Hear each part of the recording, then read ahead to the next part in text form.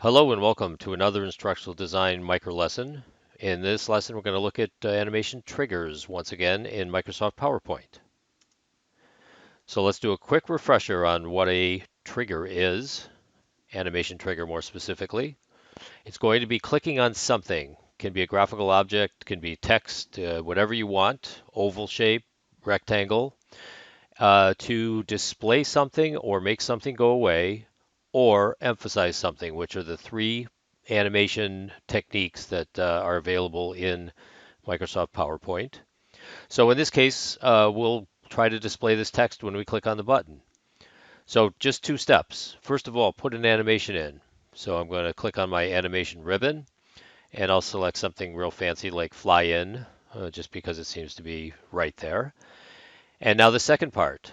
So I'm going to basically select the objects that's going to float in, and I'm going to select trigger on click of, and I'll see all the shapes that are on my slide. And in this case, I'm going to select oval 1. And that's all there is to it. Let's see if it worked. And there's my button, and I'm going to click on it, and there it is.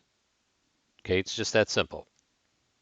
I want to show you one of the animation triggers that I showed at the end of my last lesson, and I kind of sped through it, so I kind of want to make sure that you understand how it was done. So in this one, I have a bunch of flashcard objects. They're really just ovals with, in this case, wine labels on them. And when I click on them, it'll spin around and tell you the answer. And so tell you kind of like a little bit of information about that particular wine level label, or it can be anything that you want. You could put pictures of dogs, pictures of cats, or whatever else that you want. It's kind of a nice little effect to have for your PowerPoint presentation. Now, how did I do this? Well, let's take a look at a real simple one, and we'll break it down. So no surprise here. What I've got really is two different objects. All right. So I've got the wine label itself, and then behind there I've got the text. And so again, step one, put an animation in. In this case, the top one's going to go away. So what I want to select is an exit animation. So more exit effects, and it's going to be a collapse. Click on OK. And the next one's going to come in with an entrance. And again, I'm going to select my animation pane, go to entrance. And the reason I'm going to more entrance effects and more exit effects is because the ones that I want are not on the main menu above. So in this case, I'm going to select a stretch entrance and click on OK. And that's all there was to that. So here's the wine label on the top. If I have that being a click animation and then the other one just following it after previous, this will work just with me clicking outside of it when I go into presentation mode. But what I wanted to do is actually to click to be invoked with several of these, and so I want to basically have every one of these be click objects. And so what I'm going to do now is I'm going to select that second object, that text oval, and I'm going to have it appear on the click of the top one, which is the wine label. Okay, and you notice now it came down below. And the nice thing about this is I don't have to select both of them. If I just selected the one, all I have to do is just drag and drop the other one on top. I'll make them both after previous, which is actually a pretty important step actually, instead of like on click. If I kept them on click, basically I'd have to click twice to get this to work. And now let's see if this actually worked. And there it goes. Sometimes you have to do a little bit of playing around with it before you get it right. Now, the one trick is that you have to add a second animation to this, and you have to basically do them in reverse order. So you have to kind of imagine that after you go through the first trigger, the bottom one, the text, is going to be on the top, and then the wine label is going to be on the bottom. And so what you want to do at this point is you want to add animations, and for this one, the first one will be for the text to go away, so exit, and if you remember from before, collapse. And then for the top one, add an animation. And by the way, you have to select add animation as opposed to selecting a regular animation, because if you select the regular one, the pre-existing one would just go away. So you're adding a new animation in. And again, I'm going to do an entrance effect, and this entrance effect is going to be a stretch. Okay, so now I have all of my objects built. Um, Again, important step to make these both after previous and to try to have the right order. In this case, text is going to be on the top and the wine is going to be on the bottom. And now when I select it, if I select just um, the wine over here, the wine label, you notice over here on the side, I've got both of these selected. It's just the default mechanism within PowerPoint. So now if I select trigger on click of, it's going to basically have the click invoke the action for both of those wine labels. So what I need to do now is actually select both of these objects. And if you have multiple objects that are going to be a part of your trigger anyway, this is a pretty common thing to do. Just select all the objects that you want to have action within the trigger, and then select trigger on click of. And again, we're trying to imagine that the text is going to be on the top now, and I'll click over there. So now let's see how we did with this effect. And I'll click on it. And there it goes. And now you notice my cursor now is still in the shape of a click object. If I move it outside, it turns to an arrow, but inside it turns to that magical click finger. And now I can just keep on clicking on it. A nice flashcard effect if you like to go that way. Okay, now let me show you a couple of other ones. This one I've had for a long time, and I like the message in here if nothing else. So the message is, what happens if you have a bad boss or a good boss or a raise? So real simple animation, and the animation is going to come over here to not happy if you have a bad boss, and then you can click on good boss and you can guess what happens there. You're going to be happy. And then with a raise, it's a little bit different. So what happens with a raise, and this is a true story, you're happy for a moment, but truthfully, you go back to whatever state that you were before after a little while.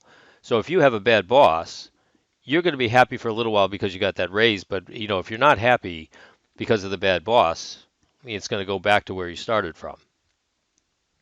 So this is actually in many ways a very simple animation and triggers. Also, I've got 3 different triggers, but the one thing that makes it a little bit different is I've got a lot of different objects on this page, so I thought this might be a good example to show.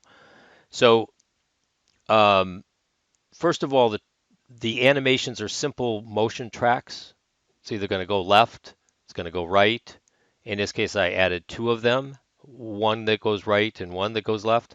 Pretty simple, right? And then I had the text actually come in. So this last one has 3 different animations that are coming in.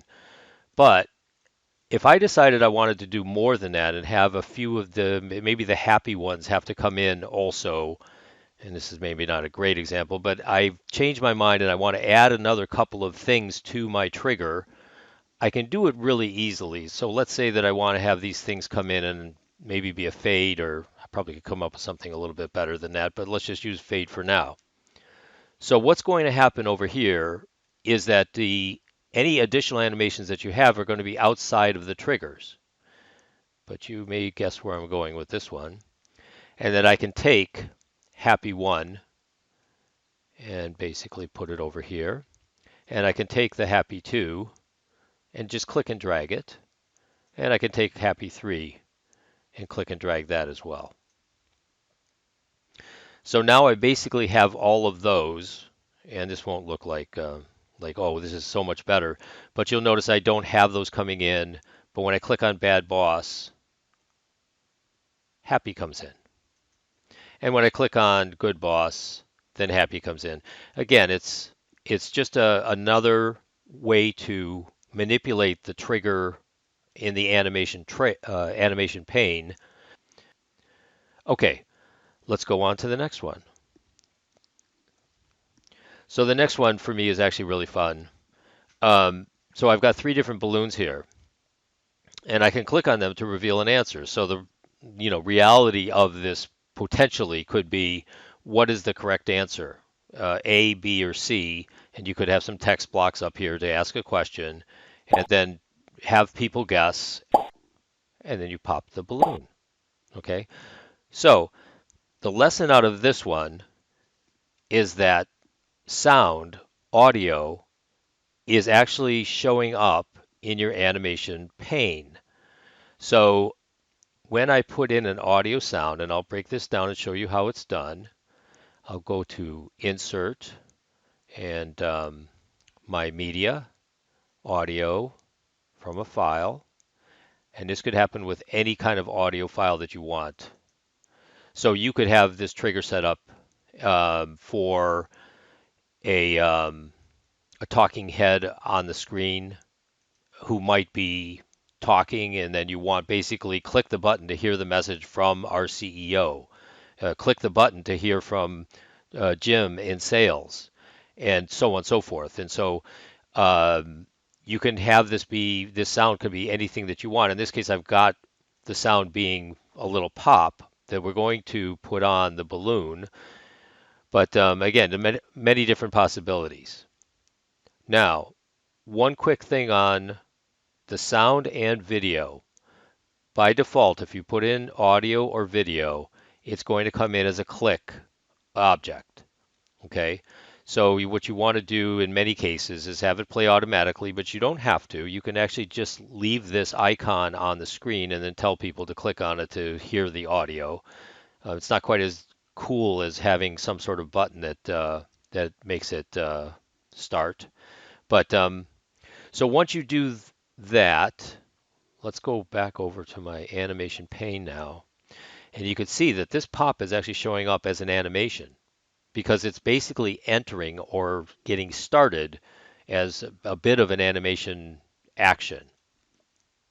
So my pop is already over there. I want to make this one do that little animation just to make it seem like it's popping. And so I do that with two different effects. So what I do first of all is I do a emphasis of grow. All right, so I've got grow shrink. By default, it grows, and it grows very big. But I'm not going to let it grow very big. I'm just going to have it grow. It says it's going to grow for 2 seconds. I'm going to have it grow just for a tenth of a second. All right, and then after it grows just a little bit, I'm going to have it go away. So I'm going to add an animation to have the second animation, and the second animation is going to be an exit. And in this case, I'll just have it disappear. You could choose any one that you want, but disappear makes most sense. And the disappear animation in this case, first of all, it's going to go with a click, and I don't want it to go click. I want to go after previous. And the duration says auto, and I don't want to do auto either. I'm going to do the exact same amount of time, so I'm going to do a tenth of a second. And I'll actually make this one also after previous. And now I basically have almost all of my objects. I guess I should probably have this one show up as well. So I'm going to go have this one either fade or appear. Either one will do the same thing. And I'll do that one with previous. Okay. And now basically I want all of these things to go as soon as I click on this object, right? And so I'll put the balloon in place. I'm going to select all of these over here. And I'm going to do my trigger. So trigger on click of, and we're going to do the picture. Again, we got picture 5. Who knew it was picture 5? Again, go to the selection pane if you'd like to try to fix that one. So now I've got my trigger. You can see my trigger set up over there. Let's see if this one worked. So I'm going to come over here, click. I just see it expand and then collapse. And there's my little message behind it. And that's about it. Hopefully this was helpful. Fairly simple to do animation triggers, and there's all kinds of endless possibilities for you doing these for your lessons. Thanks very much, and we'll see you at the next lesson.